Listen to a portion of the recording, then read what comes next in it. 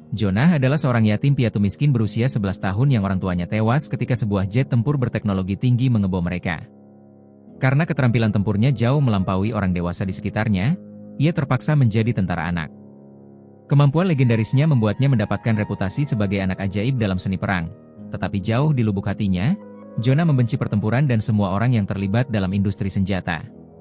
Didorong oleh hasrat balas dendam, Incel munafik ini mengangkat senjata dan mulai bekerja sebagai tentara. Saat ini, ia baru saja mendapatkan kesempatan besar pertamanya, bekerja di bawah seorang pedagang senjata bernama Koko Hekmatyar.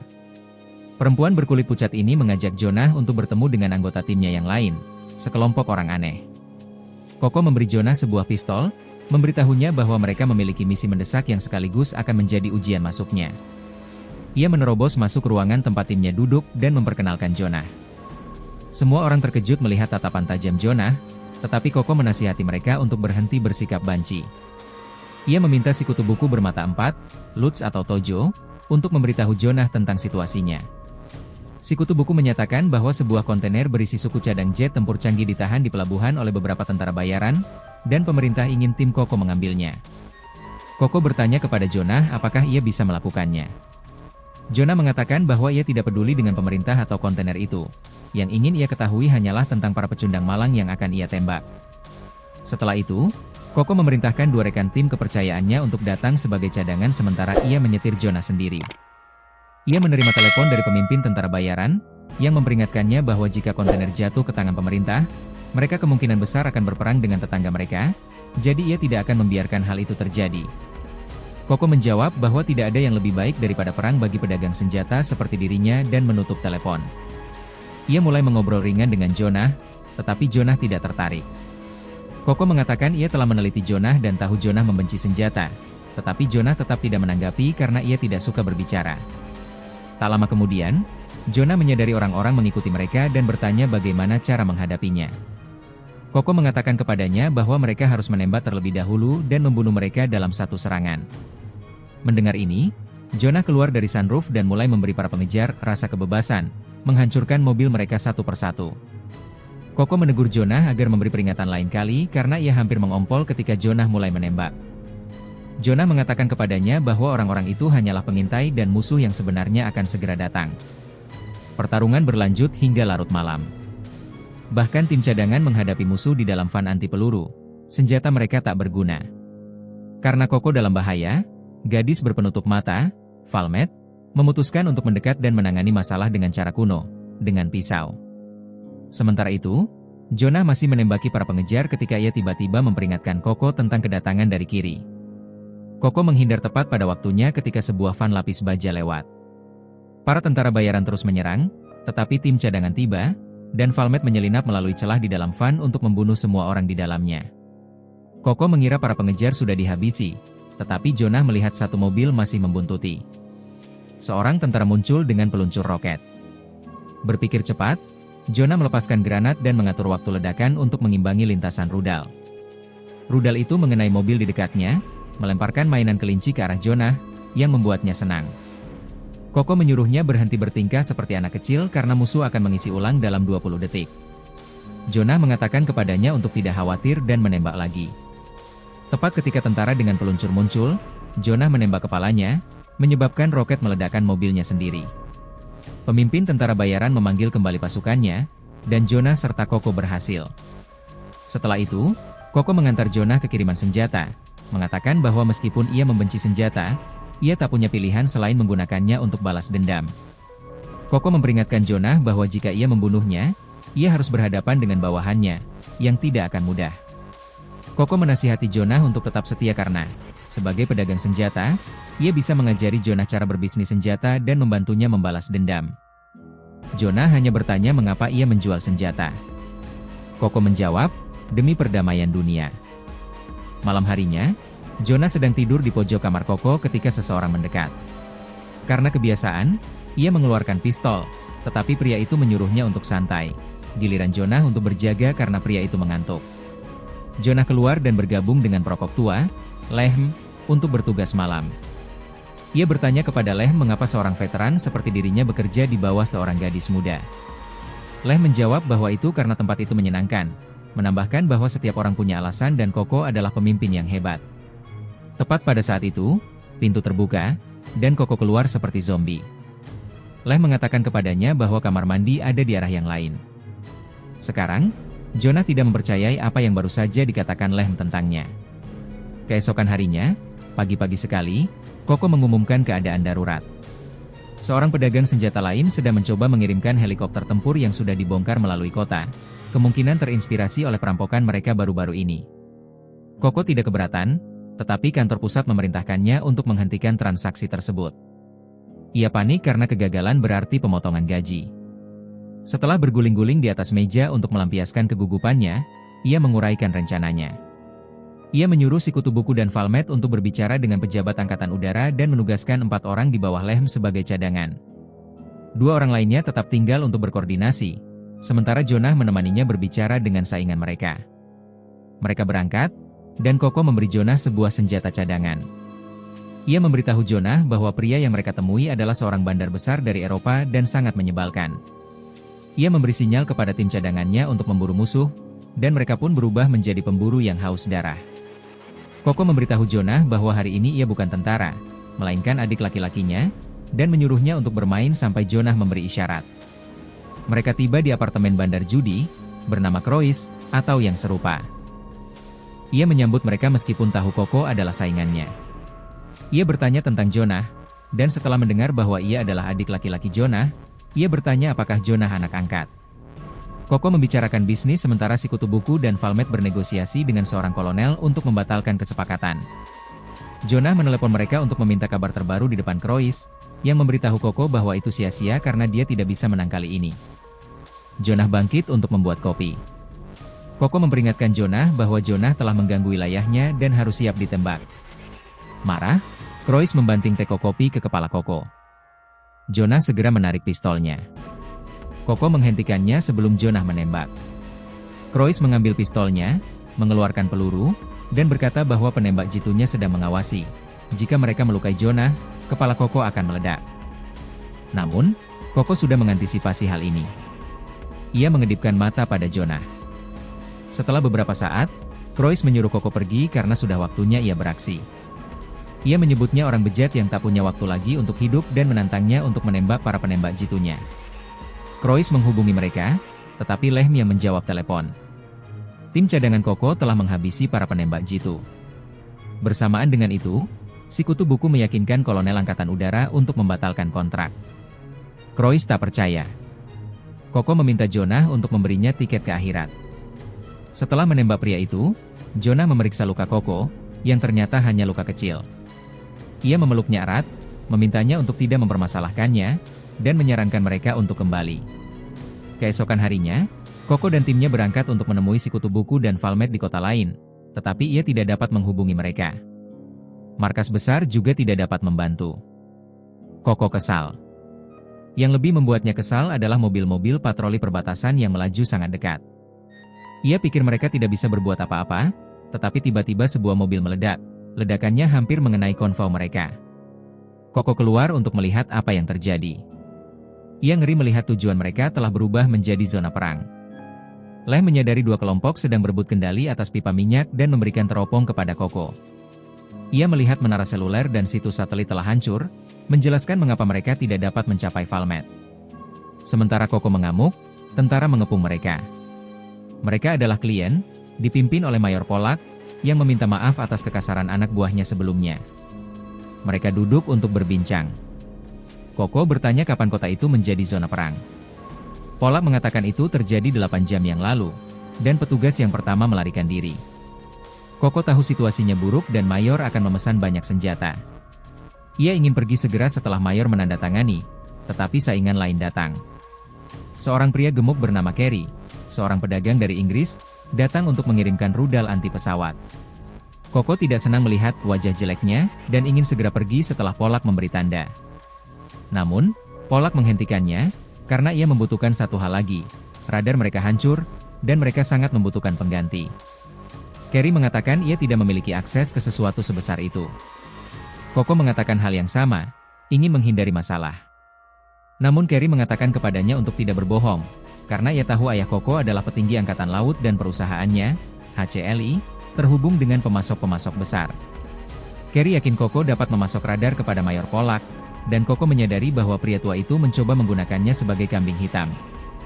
Ia tiba-tiba mulai menari-nari tak menentu, menyatakan bahwa ia tidak dapat menyediakan radar. Polak memerintahkan tentaranya untuk mengepungnya, dan tim Koko bersiap untuk bertarung.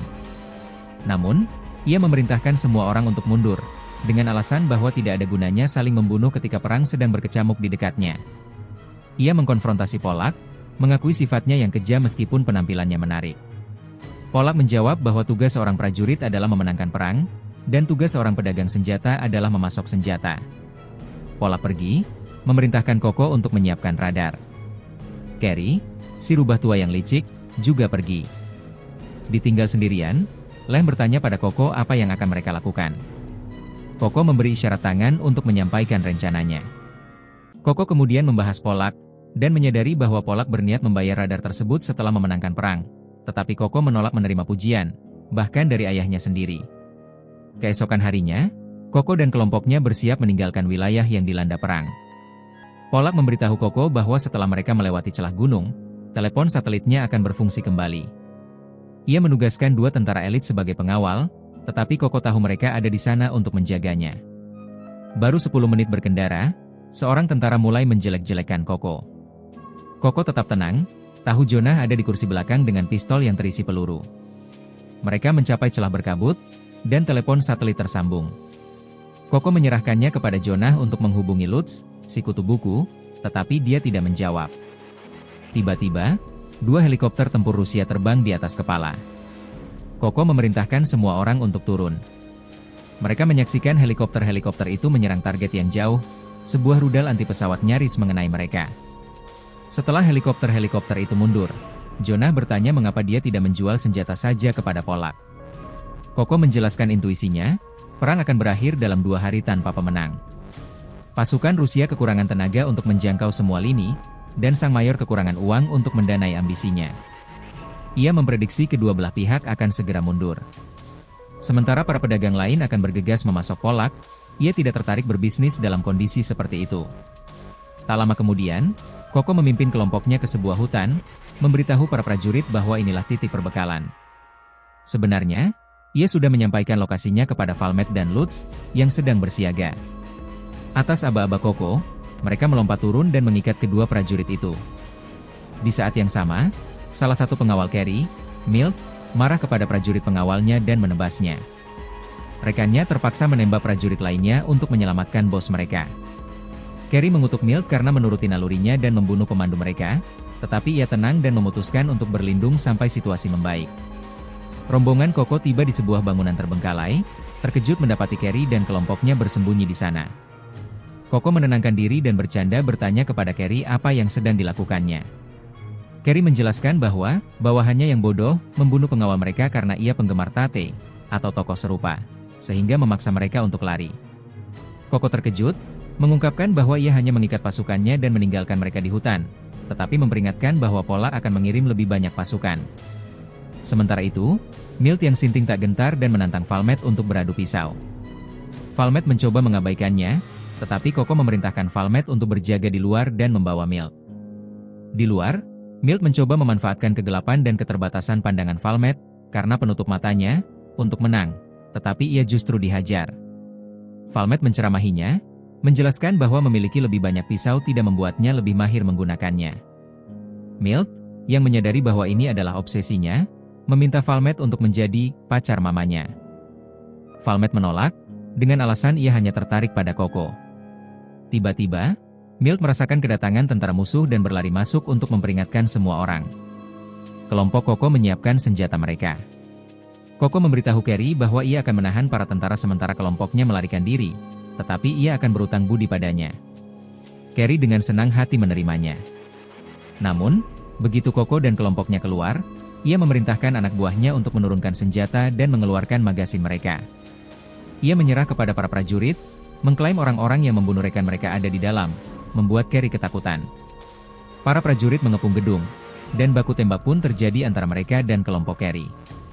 Prajurit yang bertugas memutuskan untuk membiarkan Koko lewat kali ini, dan Koko menyuruh semua orang lari. Jonah merasa ini lucu, tertawa karena ini pertama kalinya dia lolos dari medan perang tanpa menembakkan satu peluru pun. Mereka tiba di bandara untuk meninggalkan negara itu. Koko melihat berita bahwa konflik telah berakhir, tepat seperti yang ia prediksi. Saat paspornya dicap, Carrie yang terengah-engah dan berkeringat beserta para pengawalnya tiba. Koko berkomentar, untunglah mereka berhasil keluar dengan selamat. Mereka tiba di negara lain tempat Koko dan Lutz mulai mengajari Jonah yang buta huruf cara hidup sebagai manusia beradab. Namun, otaknya yang seukuran kacang polong hanya tahu cara menembak, dan ia tidak peduli dengan pelajaran. Ia justru tertarik pada gambar-gambar di tablet Koko. Koko menjelaskan bahwa itu adalah daftar pembunuh bayaran yang dikirim oleh markas besar sebagai peringatan. Kali ini, mereka adalah kelompok bernama Orkestra, yang saat ini hanya beranggotakan 2 orang. Pada puncaknya, orkestra bisa saja berhadapan langsung dengan polisi, tetapi sebagian besar anggotanya tewas. Jonah bertanya apakah para pembunuh bayaran sedang mengincarnya. Koko mengiyakan, menjelaskan bahwa pedagang senjata memang menciptakan musuh, tetapi timnya akan melindunginya. Ia menertawakan lelucon Lutz, menguliahi kru yang penasaran tentang pengintaian. Tiba-tiba, Valmet mengajak Koko berkencan, dan Koko setuju. Suasana hati Valmet memburuk ketika Koko menyarankan untuk mengajak Jonah sebagai orang ketiga, tetapi Koko memutuskan untuk membiarkannya belajar. Tepat saat para gadis pergi, Jonah memberitahu Lutz bahwa ia ingin ke kamar mandi. Waktu berlalu, dan ia tidak kembali. Lutz menerobos masuk dan menemukan surat ucapan terima kasih. Jonah telah melarikan diri ke kota. Di dekatnya, 2 pembunuh bayaran dari orkestra sedang mencari target mereka.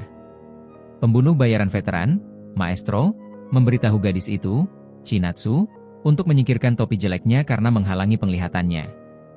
Chinatsu menolak karena topi itu hadiah darinya.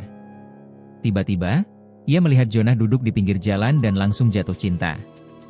Ia memberitahu tuannya bahwa ia melihat seorang anak laki-laki tampan yang ingin ia adopsi. Tetapi ketika ia berbalik, Jonah sudah pergi. Valmet mengajak Koko berbelanja jam tangan. Valmet masuk ke sebuah toko untuk membeli satu, tetapi tepat saat itu, Chinatsu menghampiri Koko di luar. Ia meraih tangan Koko, mengatakan bahwa ia akan mati mengenaskan hari ini karena menjual senjata. Koko menyadari gadis itu dari orkestra dan berteriak bahwa seorang pembunuh bayaran rendahan tidak berhak menguliahinya. Mendengar suara Koko, Valmet bergegas membantu, tetapi Maestro sudah siap. Ia menembak Koko.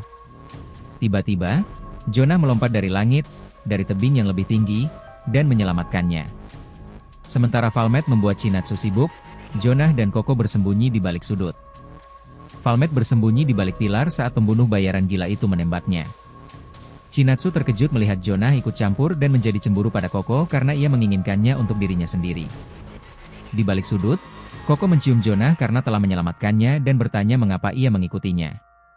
Jonah menjawab bahwa ia pernah melihat Koko tersenyum dalam situasi berbahaya sebelumnya, jadi ia tahu ada yang tidak beres ketika Koko pergi sambil tersenyum. Chinatsu mengeluarkan peluncur roket mini. Polisi tiba, dan gadis gila itu meledakkan mobil polisi terlebih dahulu. Maestro menembak jatuh petugas yang tersisa dan memberitahu Chinatsu untuk terus menekan target. Valmet mengambil perisai dari seorang polisi yang terjatuh dan menuju Koko. Koko menembak para pembunuh, melukai lengan Maestro. Marah, Maestro membalas dengan senapan serbu berkekuatan tinggi yang menembus perisai dan melukai kaki Valmet. Koko jatuh dan merangkak ke sisi Koko. Untungnya, Lem juga ada di lokasi. Meskipun ia memiliki peluang yang jelas untuk menghabisi pembunuh veteran itu, si tolol ini memutuskan untuk memanggil bala bantuan alih-alih menyelesaikan pekerjaannya. Jonah menembak para pembunuh untuk melindungi gadis-gadis itu, tetapi karena merasa tidak berhasil, ia pun menyerbu seperti orang idiot yang ingin bunuh diri. Ia menembak pembunuh utama, tetapi Maestro, yang tampaknya belajar menembak di Akademi Stormtrooper, tidak dapat mengenai anak laki-laki yang berlari lurus ke arahnya. Mereka hampir saja mendekat ketika kaki Jonah terlilit tali, dan ia diseret oleh Lem. Chinatsu juga mencegah bosnya menembak Jonah karena ia berencana untuk membujuknya menjadi mainan laki-lakinya. Lem menarik Jonah ke tempat aman dan menendangnya karena ikut campur. Jonah mengaku hampir menghabisi musuh, tetapi Lem mengatakan kepadanya bahwa satu-satunya yang bisa ia dapatkan hanyalah peluru di kepalanya. Ia menyebut gaya bertarung Jonah naif dan bodoh karena mereka tidak bertarung sampai mati. Mereka bertarung untuk membunuh musuh secara sepihak. Leh memerintahkan Jonah untuk membawa Koko ke tempat aman sementara ia membuat musuh sibuk. Jonah meraih tangan Koko dan berlari. Leh melepaskan tembakan kejutan dengan peluru kaliber 45-nya, tetapi insting Chinatsu memungkinkannya untuk menangkisnya dengan perisai. Bosnya kesal karena Leh menggunakan peredam suara, menyatakan bahwa pria sejati harus membuat musik ketika mereka menggunakan senjata. Leh hanya tertawa, menyebutnya gila sambil mengosongkan magasinnya. Para pembunuh bayaran segera kehabisan amunisi. Mereka melempar perisai dan berlari ke mobil, memperlihatkan punggung mereka seperti orang bodoh.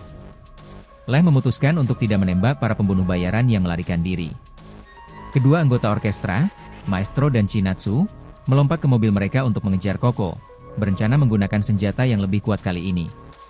Sementara itu, Leh membantu Valmet yang terluka saat mereka berangkat. Mereka berdua sepakat bahwa Chinatsu lebih terampil daripada bosnya, dan jika mereka dapat memisahkan keduanya, mereka akan lebih mudah dikalahkan. Tak lama kemudian, tim Koko tiba. Leh membantu Valmet masuk ke mobil dan meminta Lutz, si kutu buku, untuk membantunya. Lutz telah menemukan Koko di peta dan membawa Leh kepadanya. Koko dan Jonah berlarian di pantai. Jonah mengeluh bahwa pedagang senjata seperti dirinya lah yang menjadi alasan para pembunuh memiliki akses ke senjata, dan ia tidak bisa memaafkan siapapun yang terlibat dalam urusan ini. Koko tertawa karena ini pertama kalinya Jonah mengungkapkan perasaannya, tetapi ia memutuskan untuk menjawabnya hanya setelah mereka aman. Sementara itu, kedua pembunuh bayaran bersiap menembaknya dengan senapan mesin berat yang terpasang di mobil mereka. Mereka hampir sampai di lokasi Koko, tetapi untungnya, teman-temannya tiba tepat waktu. Mereka menggunakan mobil mereka sebagai perisai untuk melindungi Koko sambil saling tembak dengan para pembunuh bayaran. Namun, salah satu anggota tim Koko melihat senapan mesin M2 Browning terpasang di dalam mobil para pembunuh bayaran. Para pembunuh bayaran melaju lebih dulu untuk mengatur tembakan, dan rekan satu tim Koko memperingatkannya tentang daya tembak yang besar. Bahkan Koko pun panik setelah mengetahui tentang M2. Tepat saat itu, para pembunuh kembali. Mereka mengarahkan pistol ke Koko, dan Chinatsu menarik pelatuk sambil mengemudikan mobil. Jonah melompat ke laut bersama Koko tepat ketika mobil mereka dihujani peluru dan terbalik setelah menabrak hidran. Melihat Koko tidak ada di sana, para pembunuh keluar dari mobil untuk mengintai area tersebut. Jonah dan Koko muncul dari laut. Jonah mencoba menemukan para pembunuh dan hampir tertembak kepalanya, tetapi ia membalas tembakannya. Mengenai topi khusus Chinatsu, hadiah dari mentornya. Chinatsu panik, bersikeras agar mereka mundur karena itu pertanda buruk. Maestro menganggap tahayulnya bodoh. Untuk membuktikan ucapannya, ia melangkah ke tempat terbuka, tetapi malah tertembak di dada oleh seorang penembak jitu. Ia jatuh berlutut, dan kemudian penembak jitu dari tim Koko menembak kepalanya, mengakhiri hidupnya dengan cepat. Chinatsu hancur melihat majikannya tewas. Ia bersumpah akan membalaskan dendamnya, tak peduli berapa lama waktu yang dibutuhkan. Ia ingat hari pertemuannya dengan sang maestro. Ia sedang menikmati opera bersama orang tuanya yang kaya ketika maestro datang dan menembak penyanyi itu karena tidak menyukai penampilannya. Sang maestro hanya menyukai senjata, jadi ia mulai menembak tanpa pandang bulu. Chinatsu bertahan hidup dengan bersembunyi di bawah mayat orang tuanya. Setelah pembantaian berakhir, ia mengambil pistol dan menembaknya. Meskipun ketakutan, ia tetap teguh. Sang pembunuh mencium pipinya, menyukai siapapun yang bisa mengambil pistol dan menembak. Kembali ke masa kini, Koko memberitahu Jonah bahwa penembak jitu mereka menembak pria itu dari jarak setidaknya 1 km. Ia bertanya-tanya apakah Chinatsu akan memasuki garis tembaknya. Penembak jitu itu menunggu, tetapi Leh yakin ia tidak akan bisa menembak Chinatsu. Ia melangkah ke tempat terbuka, tetapi penembak jitu itu ragu-ragu karena ia masih remaja. Sebaliknya, penembak jitu itu menghancurkan senapan mesin ringan yang ia gunakan sehingga ia tidak bisa melawan. Terkejut oleh suara tembakan, Chinatsu meraih salib majikannya dan melarikan diri, menghindari tembakan dan melarikan diri dengan truk. Di tengah semua ini, Koko adalah satu-satunya yang bisa melihat sekilas roh gadis itu, menyadari bahwa ia tidak mengenakan apapun di baliknya. Tak lama kemudian, sebuah mobil polisi tiba. Seorang pria pirang keluar dan memberitahu Koko bahwa ia ditahan atas kejahatan kejinya. Koko bertanya siapa pria itu karena ia bukan polisi. Pria itu menjawab bahwa seharusnya tidak masalah. Jonah bertanya apa yang harus mereka lakukan, dan pria itu menendangnya ke air karena mengganggu. Koko langsung mengangkat tinjunya, memberi isyarat kepada timnya, dan menatap pria itu dengan tajam. Di kantor polisi, Pria pirang itu dimasukkan ke dalam sel interogasi karena sebelumnya ia mendorong seorang polisi. Namun, karena ia adalah agen CIA dengan nama Sandy Scarecrow, tidak ada tindakan yang diambil terhadapnya. Ia menuntut agar polisi menyerahkan Koko dan rekaman baku tembak, tetapi petugas itu berpura-pura tidak tahu. Sementara itu, Koko berada di kantor komandan polisi. Komandan, teman lama ayahnya, memutuskan untuk melepaskannya tanpa tuntutan, tetapi mengatakan kelompoknya harus menginap di hotel selama beberapa hari demi menyelamatkan muka. Sementara itu, Scarecrow mengamuk, bersikeras bahwa rekamannya cukup untuk sebuah film Hollywood. Karena curiga polisi membiarkan Koko kabur lewat pintu belakang, ia berlari keluar untuk menghentikannya. Yang mengejutkannya, Koko justru dikawal keluar dari pintu depan. Ia menyerbu dan meninju wajahnya karena telah membuatnya terlihat bodoh. Polisi segera menahannya. Koko menyeka darahnya, menganggapnya bukan siapa-siapa. Scarecrow berteriak bahwa ia akan memburu Koko suatu hari nanti. Koko menyadari bahwa ia adalah orang kedua yang mengatakan hal itu. Namun, begitu keluar dari stasiun, ia membeku. Ia tidak dijaga karena semua orang terkunci di hotel. Untungnya, Jonah ada di sana. Polisi membiarkannya pergi karena mengira ia masih anak-anak. Jonah bertanya tentang wajahnya, tetapi Jonah menjawab tidak ada apa-apa dan dengan senang hati memeluk Jonah saat mereka kembali. 3 hari berlalu, dan tim Koko masih terjebak di hotel.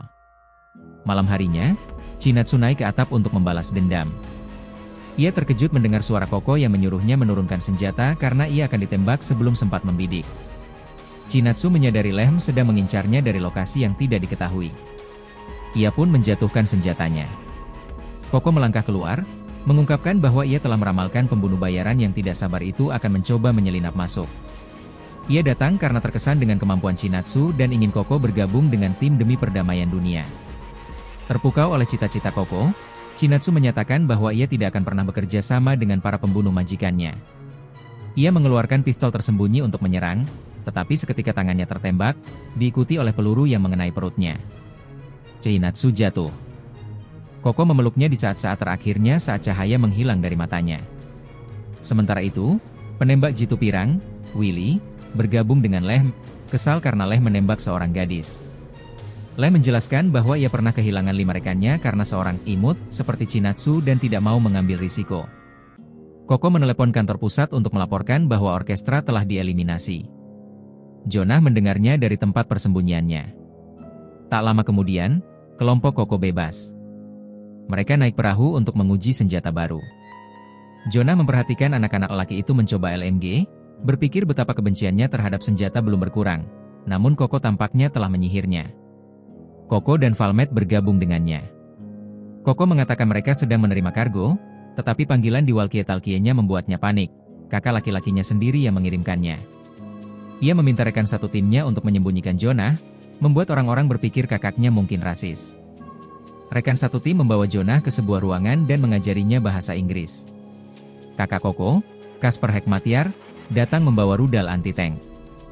Ia membuat Koko tidak nyaman dengan menyinggung penangkapannya, lalu mengalihkan topik pembicaraan ke seorang pedagang senjata Tiongkok di Afrika, tempat Koko sedang menuju. Ia memperingatkan Koko bahwa pedagang itu jahat. Koko berkomentar bahwa ia pasti jahat jika Casper berkata begitu. Casper tertawa dan pergi ke toilet. Kebetulan, Jonah juga pergi ke sana. Di perjalanan, Casper bertemu dengan pria yang sedang mengajari Jonah, yang panik menyadari mengapa Koko menyembunyikan anak itu.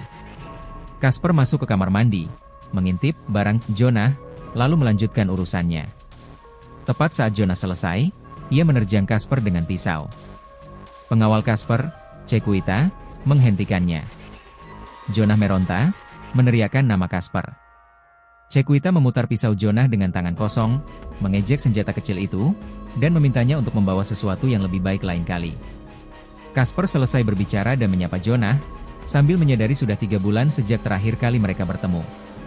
Kilas balik, 3 bulan yang lalu, Jonah adalah seorang pelayan dan prajurit di sebuah kamp militer di Afrika yang dilanda perang. Salah satu bawahan Casper datang untuk membicarakan bisnis dengan komandan setempat dan memutuskan untuk membawa pergi teman Jonah, seorang gadis yatim piatu. Jonah menawarkan diri untuk menggantikannya, tetapi dihajar habis-habisan karena berbicara. Temannya tak pernah kembali.